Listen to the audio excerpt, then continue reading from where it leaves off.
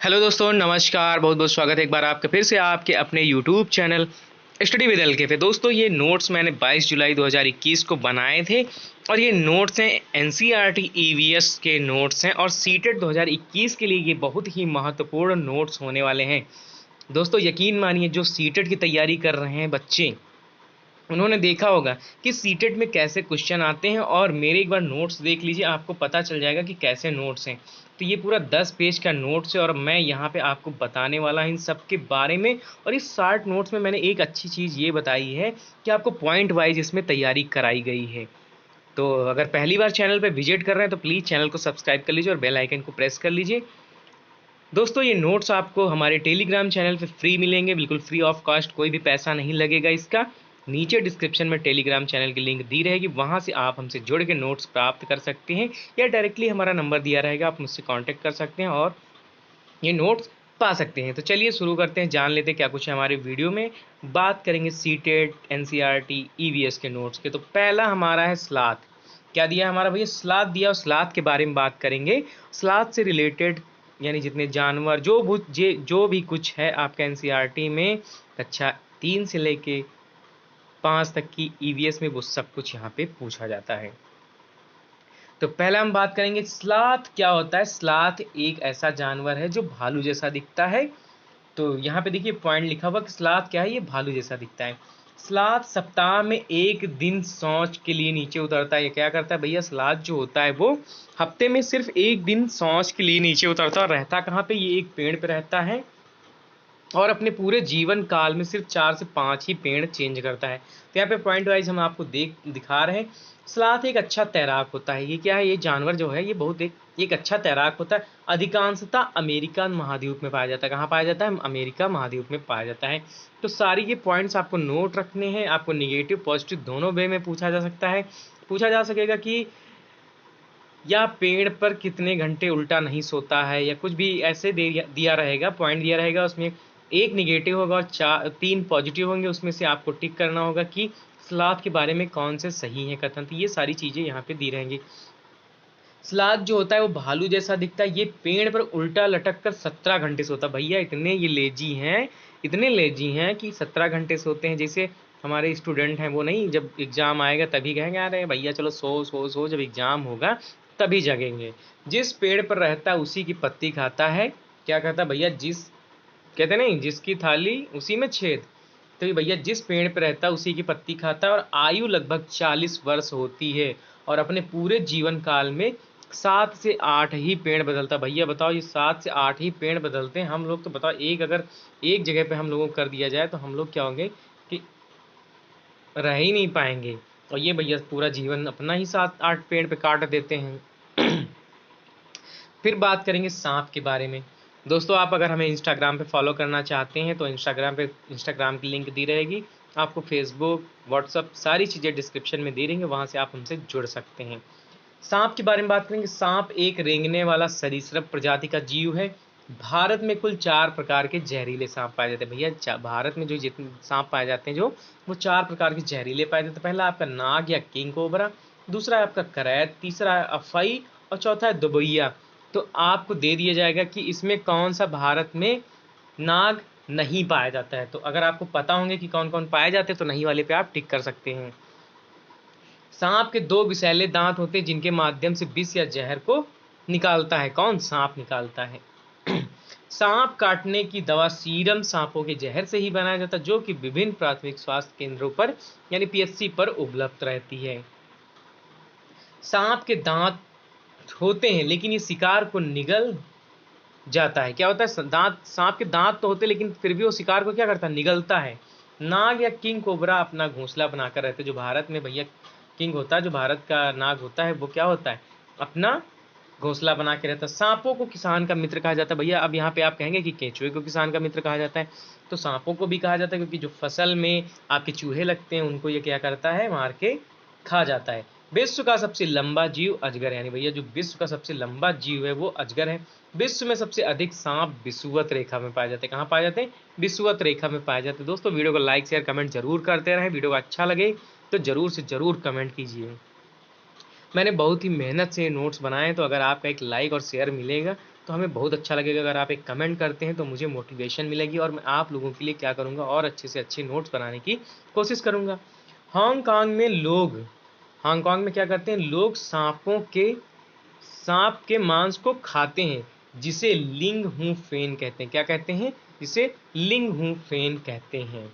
सांप के कान नहीं होते। भैया क्वेश्चन कभी पूछ लिया जाता है कि सांप से कौन सी डिश बनाई जाती है और कहाँ पे बनाई जाती है। सांप के कान नहीं होते, लेकिन यह ध्वनि के कंपन महसूस कर सकते हैं। किसके? सिर्फ ध्वनि के कंपन महसूस करते हैं।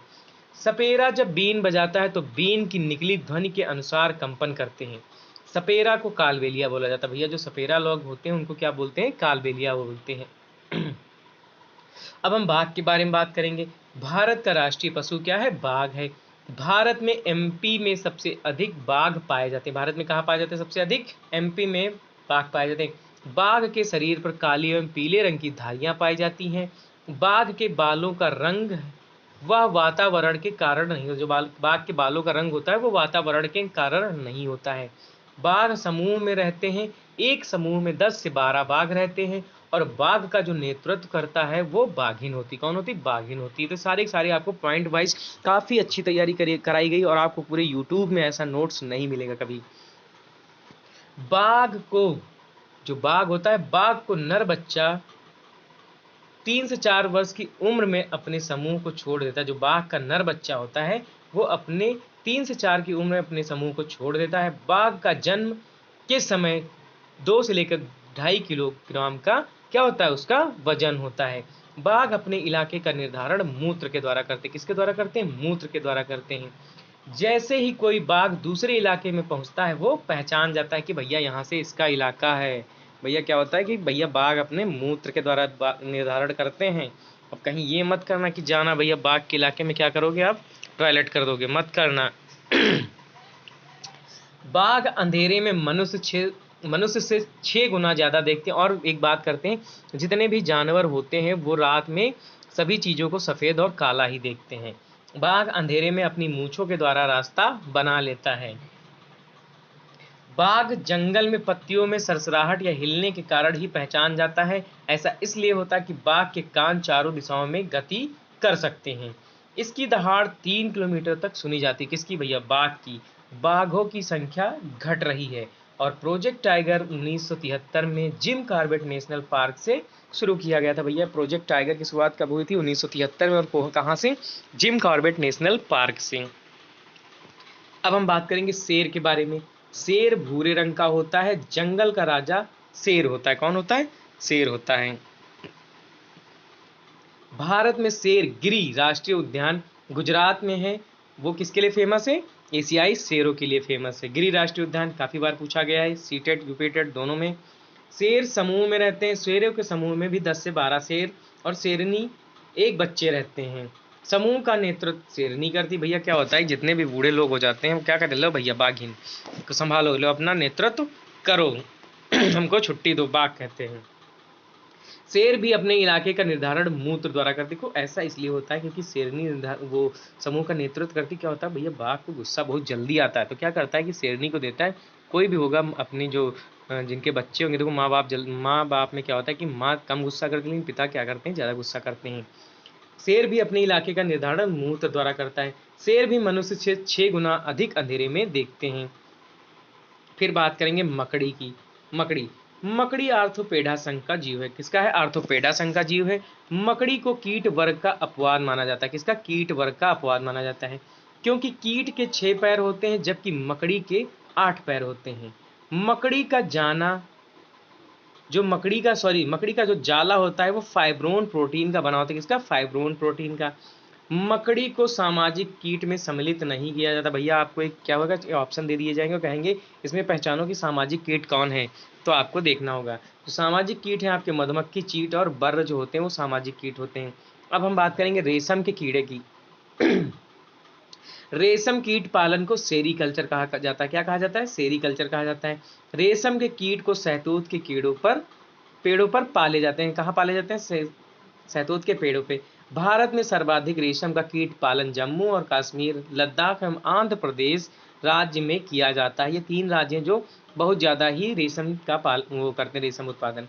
रेशम का कीट अपनी मादा को गंध से ही कई किलोमीटर दूर से पहचान जाता है। पोचमपल्ली एवं कलमकारी आंध्र प्रदेश में प्रचलित रेशम साड़ियाँ हैं। पोचमपल्ली और कलमकारी क्या है? ये आंध्र प्रदेश के रेशमी प्रचलित साड़ियाँ हैं। अब मधुमक्खी, भैया मधुमक्खी से क्या होता है? मोस्ट इंपॉर्टेंट क्वेश्चन है, बहुत बार पूछा जाता है। प्लीज़ एक बार लाइक शेयर जरूर करते रहिए, जरूर जरूर। अगर जो भी लोग देख रहे हैं प्लीज़ एक बार लाइक शेयर कमेंट जरूर कीजिए और चैनल को सब्सक्राइब जरूर कीजिए। मधुमक्खी पालन को एपी कल्चर कहा जाता है। क्या कहा जाता है? एपी कल्चर कहा जाता है। सर्वाधिक मधुमक्खी पालन लीची के पेड़ पर उपयुक्त रहता है। कहाँ पे? लीची के पेड़ पे। दोस्तों आज गला थोड़ा बहुत बैठा है। भारत में सर्वाधिक मधुमक्खी पालन बिहार, झारखंड, जम्मू कश्मीर एवं हिमाचल प्रदेश में किया जाता है। मधुमक्खी एक सामाजिक कीट है। मधुमक्खी क्या है? एक सामाजिक कीट है। यह कॉलोनी या बस्ती बनाकर रहते हैं। क्या मतलब? झुंड में रहते हैं। मधुमक्खी पालन सबसे उपयुक्त फूल पौधों वाले इलाके में होता है। मधुमक्खी पालन के लिए सर्वाधिक उपयुक्त महीना अक्टूबर से दिसंबर तक का होता है। कौन सा होता है? ये भी कई बार क्वेश्चन पूछा गया, ये मोस्ट इंपॉर्टेंट है। मधुमक्खी के बारे में कोई ना कोई पॉइंट आपको दिए रहेंगे और एक आपका नहीं होगा तो उसी में से आपको जो नहीं होगा वो सॉर्ट आउट करना होगा। मधुमक्खियों के छत्ते से लगभग 12 केजी शहद प्राप्त होता है। यानी एक छत्ते से मधुमक्खी के लगभग 12 केजी शहद प्राप्त होता है। मधुमक्खी के छत्ते में एक रानी मधुमक्खी, कुछ राजा एवं श्रमिक होते हैं। मधुमक्खियां अपने साथियों का भोजन की सूचना नृत्य के द्वारा देती हैं। क्या करती हैं? जो मधुमक्खी होते हैं अपने भोजन का जो सूचना है वो साथियों को नृत्य के द्वारा देती हैं। अब बात करेंगे पश्मीना बकरी। भैया बहुत ही इंपॉर्टेंट पूछा जाता है। पश्मीना शाल के बारे में पूछा जाता है। ये सारे के सारे इंपॉर्टेंट पॉइंट है। जो भी सीटेट की तैयारी कर रहा है बच्चा वो जरूर से जरूर इस वीडियो को पूरा का पूरा देखेगा। पश्मीना बकरी लद्दाख में पाली जाती है। इस बकरी को चांगपा जनजाति के लोग पालते हैं। पश्मीना बकरी 5000 मीटर की ऊंचाई पर रह सकती है। यह 10 डिग्री सेंटीग्रेड में रहकर अपना जीवन यापन कर सकती है। पश्मीना बकरी के बाल मनुष्य के बाल के से 6 गुना पतले होते हैं और पश्मीना बकरी के साल या स्वेटर साधारण स्वेटर की तुलना में 6 गुना अधिक गर्म होते हैं। भैया सारे के सारे पॉइंट आप लोग याद रखिएगा और पेन कॉपी कलम उठा लीजिए, नोट्स बनाते रहिए। नहीं अगर आपको चाहिए तो हमारे PDF आपको मिल जाएगी। पश्मीना के साल स्वेटर बनाने में 250 घंटे लगते हैं। पश्मीना बकरी को जिस स्थान पर पाला जाता है उसे लेखा कहा जाता है। क्या कहा जाता है? लेखा कहा जाता है। चांगपा जनजाति के लोगों के घरों को रेबो कहते हैं। जो चांगपा जनजाति के लोगों के घर होते हैं उनको क्या बोलते हैं? रेबो कहा जाता है। फिर बात करेंगे गिलहरी के बारे में। गिलहरी एक स्तनपायी जीव है यानी स्तनधारी है। इसके दांत हमेशा बढ़ते रहते हैं। गिलहरी हमेशा कुछ ना कुछ कुतरती रहती है जिससे उसके दांत न बढ़े। देखो ये क्वेश्चन सीटेट में पूछा गया था कि किसके दांत हमेशा बढ़ते रहते हैं तो कुछ लोग क्या कहते हैं कि चूहों के। गिलहरी हमेशा कुछ ना कुछ कुतरती रहती है जिससे उसके दांत ना बढ़े। ऐसे जीव जिनके शरीर पर बाल एवं कान होते हैं स्तनधारी होते हैं। जिनके भैया शरीर पर बाल एवं कान होते हैं वो क्या होते हैं? स्तनधारी होते हैं। चूहा भी एक स्तनधारी जीव है। इनकी सूंघने की शक्ति बहुत तेज तथा देखने की शक्ति कमजोर होती है। केचुआ। केचुआ पालन को वर्मी कल्चर कहा जाता है। किसानों का मित्र होता है क्योंकि केचुआ मिट्टी को खाता है। केचुआ मिट्टी को खाता है और मिट्टी को खाकर भुरभुरा बना देता है जिससे जड़ों तक हवा पानी और नाइट्रोजन अच्छे से पहुंचता है और फसल उत्पादन क्या होता? अच्छा होता है। केचुआ के माध्यम से जैविक खाद भी बनाया जाता है। अब बात करेंगे डॉल्फिन की बात करेंगे।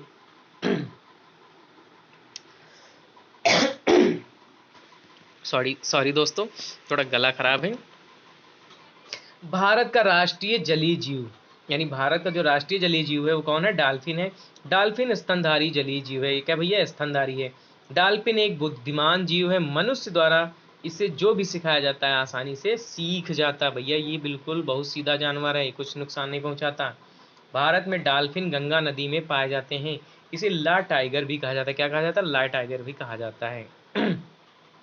गंगा नदी में सर्वाधिक डॉल्फिन इलाहाबाद और पटना के मध्य पाए जाते हैं। कहाँ पाए जाते हैं? इलाहाबाद और पटना के मध्य पाए जाते हैं।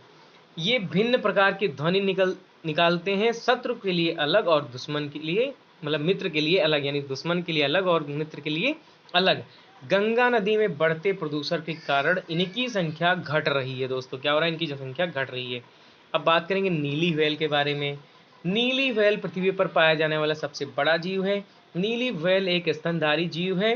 नीली व्हेल बुरसैल प्रजाति के जीव हैं। कौन से बुरसैल प्रजाति के जीव हैं? ये सबसे ज़्यादा प्रशांत महासागर में पाई जाती है। कहाँ पाई जाती है? प्रशांत महासागर में पाई जाती है। हाथी, अब हाथी की बात करेंगे। भारत का राष्ट्रीय विरासत पशु क्या है? हाथी है। भारत में सर्वाधिक हाथी कर्नाटक राज्य में पाए जाते हैं। हाथी समूह में रहते हैं और समूह का नेतृत्व कौन करता है? बुजुर्ग हथनी करती है। भैया जो भी नेतृत्व करता पूछा जाएगा वो हमेशा लेडीज को याद रखिएगा। ये एक स्वस्थ हाथी दिन भर 100 केजी पत्तियां खाता है। कितना? 100 केजी पत्तियां खाता है या घास फूस खा लेता है। हाथी काले रंग का होता है, इसलिए इन्हें गर्मी अधिक लगती है। गर्मी से बचने के लिए हाथी जल या कीचड़ में खेलना पसंद करते हैं। भैया काले रंग में क्या होता है? गर्मी ज़्यादा अवशोषित होती है। हाथी का गर्भकाल सर्वाधिक होता है, लगभग 22 महीना। हाथी दिन में 2 से 4 ही घंटे सोता है। भैया हाथी से सीखिए आप लोग कुछ। स्थल पर पाया जाने वाला सबसे बड़ा जीव हाथी है। एग्जाम के टाइम पे 2-4 घंटे ही सोइए। और इसके जो बच्चे का वजन होता है वो लगभग 200 केजी के आसपास होता है। किसका? हाथी के बच्चे का वजन 200 केजी के आसपास होता है। चील या बाज, चील बाज गिद्ध की दूर दूर से देखने की क्षमता मनुष्य 4 गुना अधिक होती है। अर्थात यदि किसी वस्तु को मनुष्य 2 मीटर से दूर देख सकता है तो उसी वस्तु को ये पक्षी 1/2 मीटर की दूर से ही देख सकते हैं।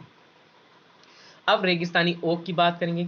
रेगिस्तानी ओक ऑस्ट्रेलिया में पाया जाता है। ऑस्ट्रेलिया के कुल भूभाग के सर्वाधिक क्षेत्रफल पर मरुस्थल का विस्तार रहता है। इससे प्यासी धरती की भूमि भी कहा जाता है। वहाँ पर यह पौधा काफ़ी उपयोगी है। रेगिस्तानी ओक का तना स्कूल के छत के बराबर होता है। भैया स्कूल के छत के बराबर होता है, अर्थात 10 से 12 फीट या 4 मीटर का होता है। रेगिस्तानी ओक की जड़ें तने से 30 गुना गहरी होती हैं। कैसी होती? 30 गुना गहरी होती हैं। रेगिस्तानी ओक के तने में जल संग्रहित रहता है। स्थानीय निवासियों के आगे जब जल संकट होता है तो वे चाकू एवं पाइप की मदद से तने में संग्रहित जल का उपयोग करते हैं। दोस्तों वीडियो कैसा लगा प्लीज कमेंट करके बताइए। घटपर्णी पौधा या कीट भक्षी पौधा। घटपर्णी पौधा ऑस्ट्रेलिया, इंडोनेशिया एवं भारत के मेघालय राज्य में पाया जाता है। घटपर्णी पौधे को शिकारी पौधा भी कहा जाता है क्योंकि यह चूहा, मेढक एवं अन्य कीड़े मकोड़े का शिकार करता है। भैया क्या करते हैं? भैया कीड़े मकोड़े को खा लेते पौधे। इसका आकार लंबे घड़ेनुमा आकृति का होता है। घड़े के मुख के पास कांटेनुमा आकृति लगी होती है। जैसे ही कोई जीव वहां पहुंचता है उसका शिकार हो जाता है। घटपर्णी में एक विशेष गंध आती है जिससे जीव आकर्षित होकर विभिन्न प्रकार के जीव खींचे चले जाते हैं और शिकार बन जाते हैं। घटपर्णी उन क्षेत्रों में पाया जाता है जहां पर मिट्टी में नाइट्रोजन का क्या होता है? अभाव होता है।